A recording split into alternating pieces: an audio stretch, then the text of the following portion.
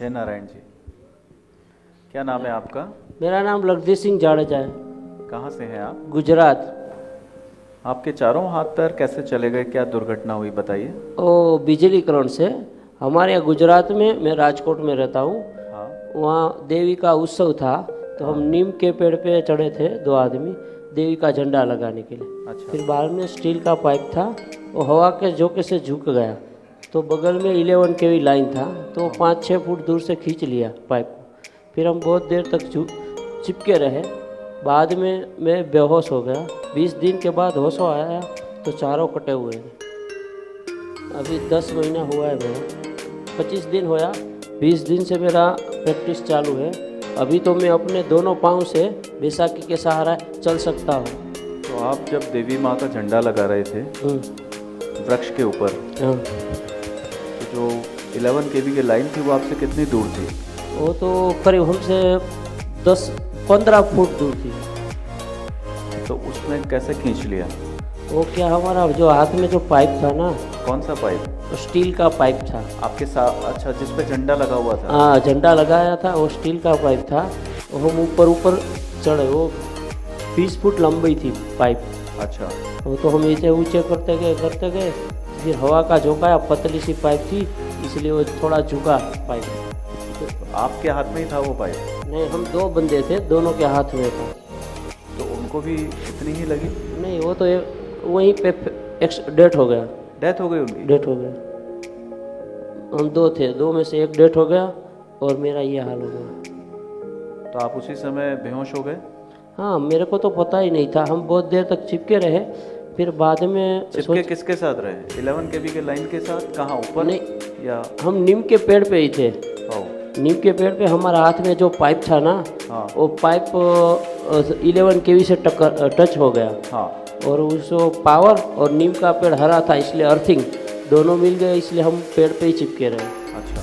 हम बहुत बार देखा, लेकिन आवाज़ नहीं निकल रही थी मुंह से। अच्छा। फिर बाद में सोचे कि अब नहीं, जिंदा नहीं रहेंगे, मर जाएंगे। फिर भगवान का नाम लिया, भोलेनाथ का, और आंख बंद कर दी। जब आंख खुली तो 20 दिन बीत गए थे। बेहोश हो गए, 20 दिन बाद होश आया आपको? हाँ, 20 दिन के बाद होश। और आपको उस समय दर्द हुआ या दर्द का एहसास नहीं हुआ?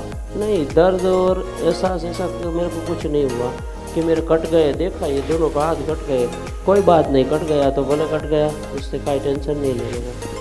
मैंने 20 साल में इतना काम किया, तो भगवान ने मेरे को आराम दे दिया, पूरा रिटायर कर दिया। अब तू पूरी ज़िंदगी आराम कर, तेरे को काम करने की ज़रूरत नहीं। मैं ऐसे सोच रहा था। भगवान जो करता है वो अच्छा करता है। अगर हम सोचते हैं कि ये हुआ नहीं, वो करता है, वो अपने लिए अच्छा करता है। वरना तो मैं पूरी ज़िंदगी काम करते करते ही मर जाता। पता नहीं चलता है कि भगवान क्या चीज़ है क्या नहीं। ये जब हुआ 10 महीने तक, 8 महीने तक तो मेरे को ऐसा लगा मैं क्या करूं, 1-2 बार रोने लगा। फिर उस बाद में मेरे को ज्ञान तो नहीं हुआ, लेकिन थोड़ा बहुत समझ आया।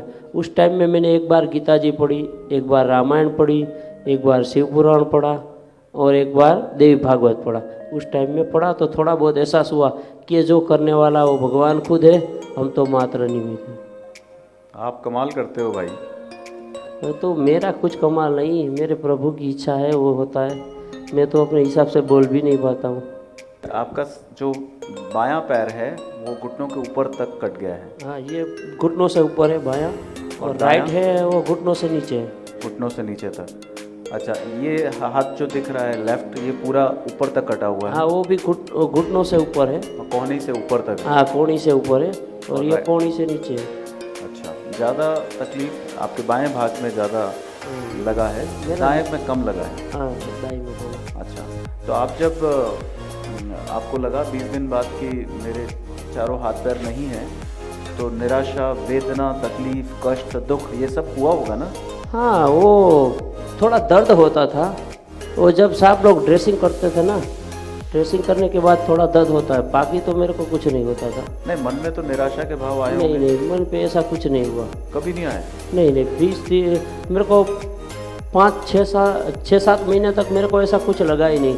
कट गया तो ये कट गया, ये होगा, ऐसा कुछ हुआ ही नहीं। दिल से मेरे कभी ऐसा नहीं लगा कि ये मेरा कट गया, अब मैं क्या करूँगा। चलो, कट गया तो कट गया, आगे होगा तो अच्छा ही होगा, बुरा तो होगा ही नहीं। कभी ऐसा भाव नहीं आया, निराशा दुख ऐसा कभी नहीं आया? नहीं नहीं, मेरे को नहीं आता है।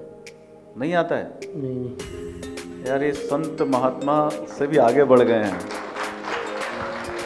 जब आप इलाज करा रहे थे तभी आपने ये ग्रंथ पढ़ना शुरू किया, रामायण महाभारत? उससे पहले मैं एक बार रामायण पढ़ा था, लेकिन थोड़ा बहुत पढ़ पाया था। मेरे फैमिली की जिम्मेदारी मेरे पे थी, इसलिए मैं नहीं पढ़ पाया। ये मेरे पीछे खड़ी है, मेरी वाइफ है।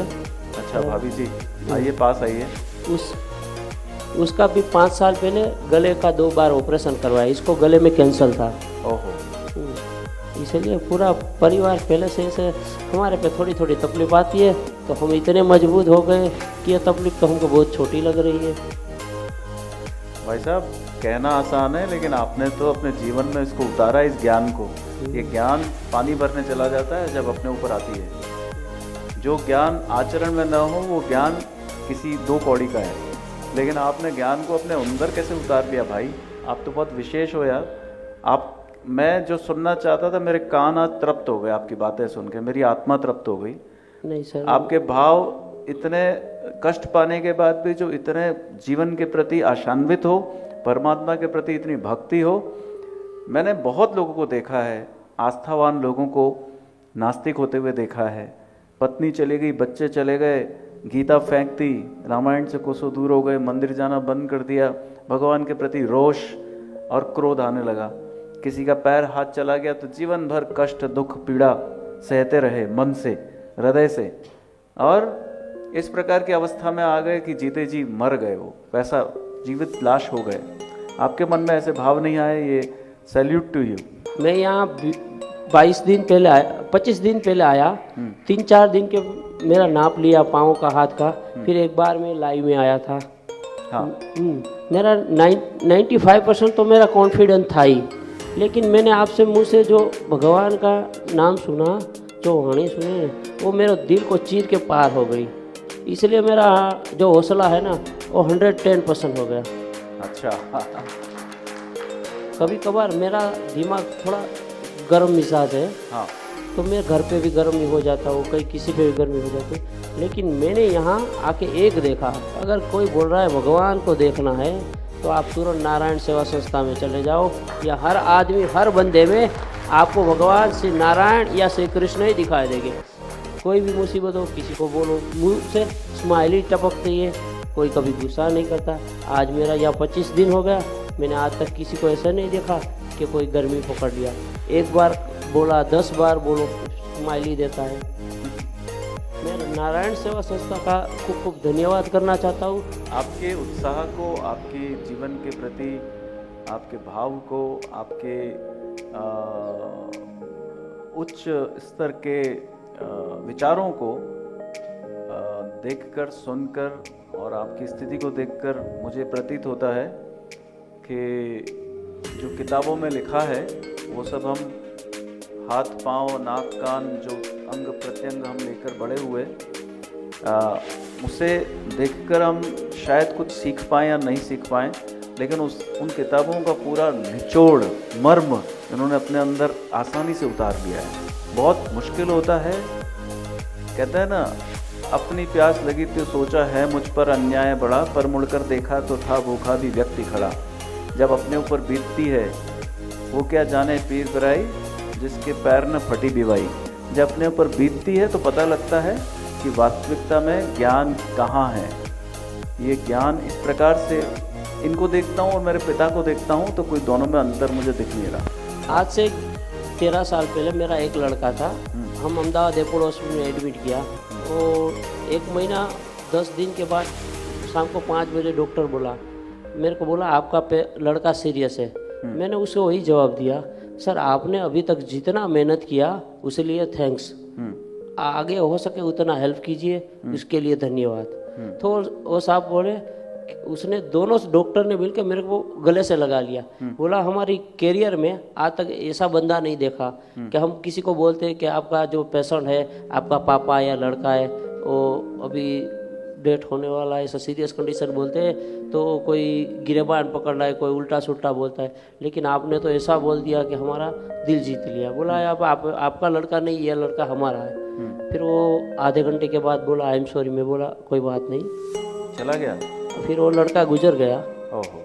फिर भी मेरे को दिक्कत नहीं है, वो घर गुजर गया तो ये अभी इसको मैं नहीं बताया।